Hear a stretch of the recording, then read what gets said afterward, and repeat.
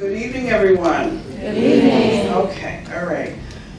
So, in my work in the diversity and inclusion space, and in my desire to be an agent of change, I have decided, or better, I have discovered that I can be popular and I can be correct, but I cannot necessarily be both at the same time. You know, we all want to be popular, we all want to be well liked, but change is not typically easy, it's often complex, and it's just not the nature of my job as a change agent. It is to shake things up. You know, it's not like, I don't, if you guys are familiar with the LifeLock commercial where the guy says, I'm in the bank, I'm in uniform, oh no, I'm not a security guard, I'm just a monitor, I'm just here to tell you that things are wrong. I don't have that luxury. As a change agent, I can't point out the potential areas of change and then go finish sipping my coffee. I am supposed to shepherd and nudge folks into the right direction. And that does not always leave you as a vote for miscongeniality. That's just all I'm saying. You know, being popular sometimes has been synonymous for me with just fitting in, right? That just become the cultural fit, just fall in line, don't ask the tough questions, don't question the status quo, bring what is less of what is uniquely me to the table. Don't be too nice, don't be too harsh, don't be too serious, but don't be too lighthearted. Don't be too ethnic, don't be too this, don't be too that, constantly trying to figure out where you squeeze in. And you want to just, you're often told, just fall in line, copy and repeat. And quite frankly, trying to fit in instead of belonging feels like walking around all day in a size 6 flat and you know that you are a 9.5. And quite frankly, prefer a pump. So now don't get me wrong. You absolutely need to know what the mission and the goals of your organization are. And you should bring added value. But that added value doesn't come from completely losing yourself. The added value comes from being able to bring your diverse experience and perspectives. You can be a team player without losing yourself. So all of this is to say trying to fit in can be exhausting. And I'm not the first person to talk about this. There's been tons of research on fitting in versus belonging. But you know what they say, revelation is not revelation until it is revelation to you. So this is my own personal reflection and perspective, that I found that in times trying to just fit in, I found myself making myself small, right? To seem non-threatening, making myself quiet. Just let me get the lay of the land first. Or bending myself into knots and shapes so that I no longer even recognize the original shape of me. And as I consider my journey and my experiences, and as I serve as a mentor to other women, but most importantly, trying to live the best life and model best behavior for my own daughters, what I felt urged to say was to remind myself and to remind you all that you do belong, that you have the qualifications. You jumped through the hoops, you've made it through the door, and you have the right to take a seat. But not just a little subway seat. We know you got to squeeze in and bend, just get a little half of yourself on, a full seat, and bring your whole self. Convince yourself that you belong. You belong in the classroom, you belong in law school, you belong in the boardroom, you belong in the courtroom, you belong and are needed, despite the subtle messages that you may see, hear, or feel that tell you otherwise. You know them, well, several of my colleagues mentioned them earlier. You know, maybe you're being ignored or overlooked, or maybe somebody is mansplaining your suggestion during a meeting, or appropriating it and forgetting to acknowledge your contribution, or when your credentials are doubted.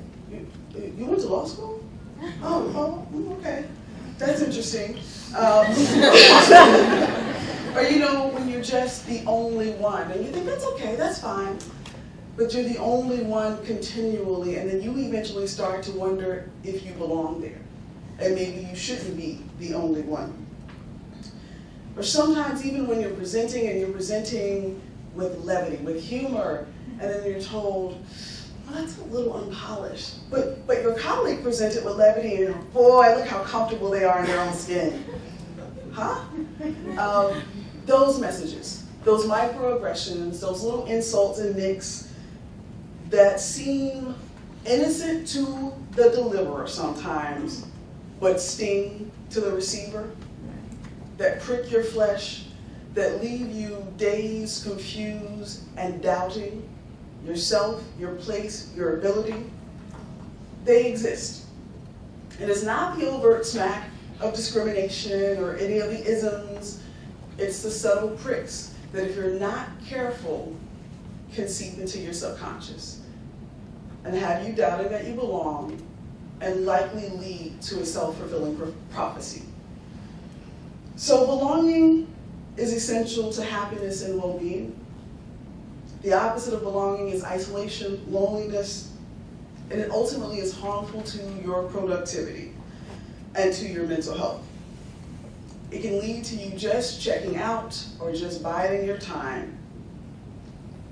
And so, in order to convince ourselves that we belong, and how I've convinced myself from place to place to place, is that I recognize the messages that say I'm not enough. I recognize it, I identify it, and realize that I'm not going crazy. That's a thing that really happened, right? When they said that, did they mean this? Maybe I'm reading too much into it. Could it just be me?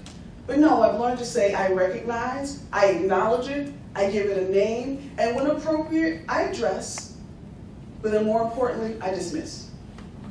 It's a thing, it's happening, it's not just happening to me. I'm not special because it's happening to me. I'm gonna recognize, acknowledge, address if possible, and then dismiss.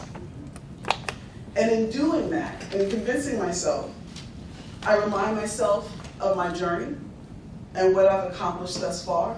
I look back over the previous obstacles and say, oh, yeah, you're doing pretty good. Yeah, you can do this, right? There was a time where those other things you thought you couldn't get over. So we have to remind ourselves of what we've accomplished.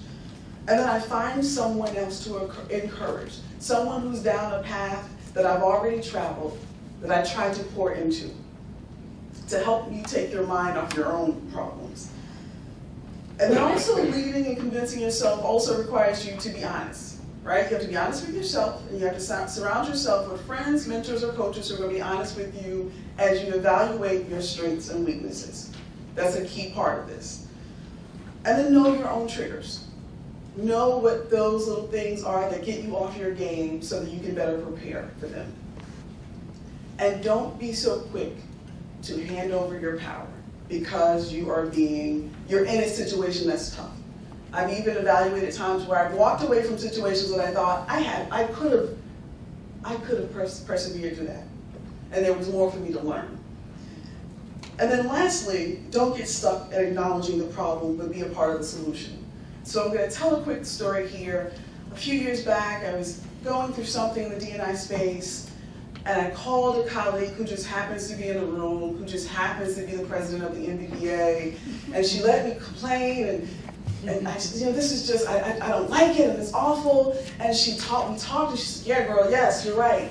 And then, I'd gone on clearly a minute too long, and she said, oh, okay, so how are you being a part of the solution? And I was like,